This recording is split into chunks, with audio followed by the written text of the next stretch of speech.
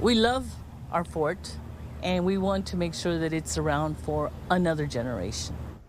A historic Army fort in Rio Grande City is listed as one of 3 sites on the most endangered places list in Texas. That list was put together by a nonprofit group. The old San Juan Hotel and the Odell Rodriguez store and post office in Hidalgo also made the list. Channel 5's Lily Celeste spoke to a group in Rio Grande City trying to save Fort Ringgold.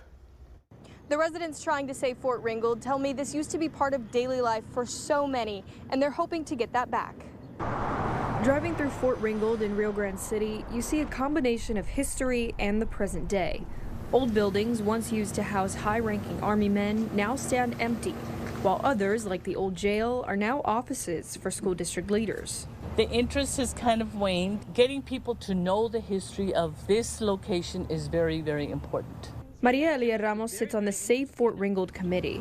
She used to teach classes at the fort and says she spent nearly every day before and after work here, whether it was for her kids' sports games or just to hang out with friends. It was a go-to place once you got out of work. And for us, we worked here, so we just stayed here and life was here. This was where we had our life. Fort Ringgold was established in the 1840s and was active until the school district bought it roughly 100 years later.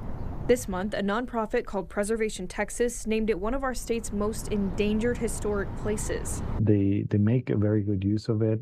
Jesus Najar with the nonprofit says the school district has done a lot to make sure the buildings are maintained. They've issued bonds and they've issued, they have some campaigns to start tackling each of the buildings. But they face challenges in restoring the campus. Many of the endangered historic places are one building and no longer used. That isn't the case with Fort Ringgold. These are very fragile buildings made out of brick and wood, and it requires some skill and expertise to bring them back to original condition. But they don't currently have a comprehensive preservation program. Being named on the nonprofit's yearly list caught Ramos by surprise at first. First you say, oh my God, is it that bad? But it also gave her a bit of hope. The bright side is attention. We can apply for more grants.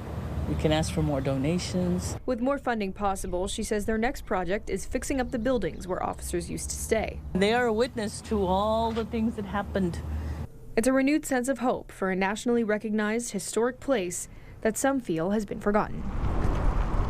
Ramos with Revive Fort Ringgold tells me they also want to start hosting historical reenactments to keep the new generations interested in Fort Ringgold's history. In Rio Grande City, Lily Celeste, Channel 5 News.